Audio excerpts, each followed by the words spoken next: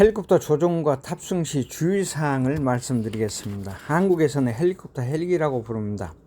헬기는 수직으로 이착륙이 가능하기 때문에 비행기처럼 균 활주로가 필요 없이 공중을 나는 수송수단이죠. 헬기 바로 위에 있는 중심 로터가 돌아가면서 양력에 의해서 헬기가 공중으로 뜨게 되죠. 여기에는 작용 반작용 법칙에 의해서 공중으로 뜨게 됩니다. 그런데 큰 프로펠러만 돌게 되면 헬기가 그 자리에서 회전하면서 공중으로 뜨기 때문에 꼬리 작은 로터 날개가 즉 테일 로터를 사용하여 동체 회전 방향과 반대 방향으로 돌면서 헬리콥터가 안정적으로 뜰 수 있게 도와주는 역할을 합니다. 메인 로터에서 생기는 반동을 상쇄시키는 역할을 하죠. 드론은 날개, 프로펠러가 여러 개 있지만 헬리콥터는 동체의 주 날개와 꼬리 날개 두 개 부분으로 구성되어 있습니다. 그런데 우리가 자동차의 엔진과 구조에 대해서 잘 모르면서도 도로를 운행하는 것처럼 헬리콥터는 조종사가 운전하고 정비사들이 헬기를 점검하기 때문에 우리가 이런 영역까지 모두 다 알 필요는 없습니다. 그러나 이 방랑자는 헬리콥터를 많이 타는 업무에 근무한 적이 있기 때문에 하늘에 날아다니는 헬기 기종도 대부분 알고 있고 헬리콥터를 운영할 때 조심해야 할 사항들을 알고 있습니다. 그래서 보통 여행자들이 해외여행을 할 때 큰 폭포나 그랜드 캐년과 같은 계곡을 관광할 때 헬리콥터를 타거나 경비행기를 타고 아래로 내려와 보면서 환상적인 자연 경관을 보는 경우가 많죠. 지금은 헬기를 타는 업무에 종사하지 않지만 외국 여행 시 헬기를 타고 관광하는 경우에는 꼭 조종석 옆에 앉아서 조종사들과 여러 가지 대화를 하면서 주변 지구 생태계와 계곡이나 폭포를 관찰합니다.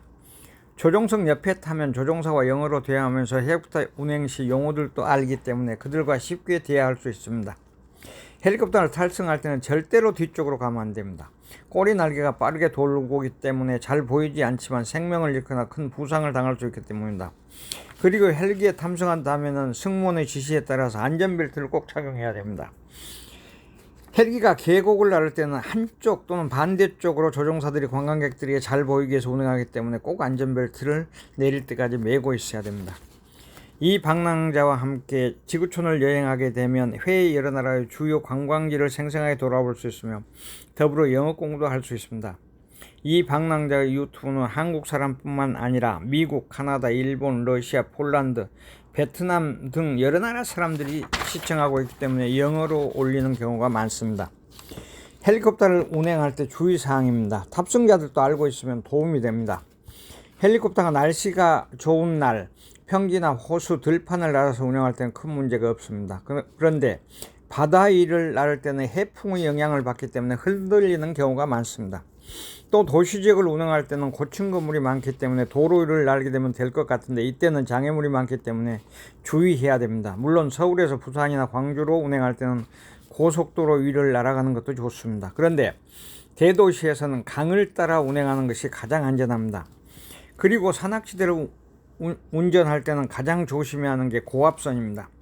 우리나라 산에는 고압선이 많기 때문에 조심해야 합니다. 특히 비바람이 세차게 불거나 눈보라가 치는 날은 시야가 좁기 때문에 산악지대를 계곡을 따라서 운행할 때는 고압선에 주의해야 됩니다. 그렇지 않으면 큰 사고를 당할 수 있습니다. 그리고 야간 비행에도 똑같이 시야가 좁기 때문에 조심해야 됩니다. 우리나라에서 헬기를 운행하는 곳은 육해 공군, 군, 소방청, 산림청, 경찰청 그리고 몇몇 대기업입니다. 우리는 지금 마이카 시대에 살고 있죠. 그런데 앞으로는 마이 헬리콥터, 마이 에어플레인 시대가 올 것입니다. 그러면 헬리콥터 가격은 얼마나 될까요? 서울에서 도로 위를 운행하는 외제차는 1억에서 5억 또는 비싸야 10억입니다. 헬리콥터 가격은 얼마나 될까요? 옵션에 따라서 다르지만 우리 돈으로 100억에서 200억 정도 됩니다. 군용 헬기의 경우는 비싸고 민간 헬기는 상대적으로 싸고 중고 헬기는 더욱 싸게 구입할 수 있습니다. 여름철에 강에서 떠내려 가거나 겨울에 산속에서 조난을 당할 때는 구조 헬기를 띄워서 구조할 때 비바람이나 눈보라가 칠 때는 아주 위험한 작업을 하기 때문에 헬기 조종사와 승무원들이 하고 있다는 일을 알고 고마움을 표시해야 됩니다. 제가 20년쯤 스위스를 여행할 때 몽브랑에서 많은 관광객들은 자연 환경에 매료되어 사진 찍기 바쁠 때 이 방랑자는 사진을 찍다가 헬기가 운행되는 것을 유심히 보게 되었습니다. 헬리콥터가 몽브랑 산 위에 있는 건물에 여러 가지 물건을 싣고 와서 내리는 것을 봤습니다. 그래서 스위스가 잘 사는 나라라는 사실을 알게 되었습니다. 제가 헬리콥터와 관계되는 곳에서 일할 때는 겨울에 땅이 얼어서 미끄러우면 헬기를 띄워서 업무를 했던 기억이 새로웠습니다. 이 방랑자의 헬리콥터에 대한 경험을 간단히 요약해서 말씀드렸는데 도움이 되었나요? 감사합니다.